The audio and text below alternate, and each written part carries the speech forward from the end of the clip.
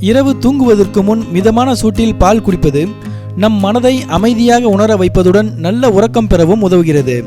பால் குடிப்பதால் நமது உடலுக்கு தேவையான கால்சியம் மற்றும் புரத சத்துக்கள் கிடைக்கின்றன. ஆனால் எந்த நேரத்தில் பால் குடிக்கிறோம் என்பதுதான் முக்கியம். அன்றாடம் காலை இரவு நேரங்களில் பால் குடிப்பது நல்லது.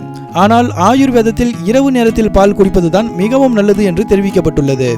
நாம் காலை வேளையில் பால் குடிப்பதால் அன்றைய நாளுக்கு தேவையான புரதச்சத்து நமது உடலுக்கு முழுமையாக கிடைக்கிறது. உடலின் தசைகளை வலுப்படுத்துபவர்கள் அதிகாலை வேளையில் பால் குடித்துவிட்டு பின் இரவு உணவுக்கு பிறகு குடிப்பது சிறந்தது. இரவு தூங்குவதற்கு முன் மிதமான சூட்டில் பால் குடிப்பது நம் மனதை அமைதியாக உணர வைப்பதுடன் நல்ல உறக்கம் பெறவும் உதவுகிறது.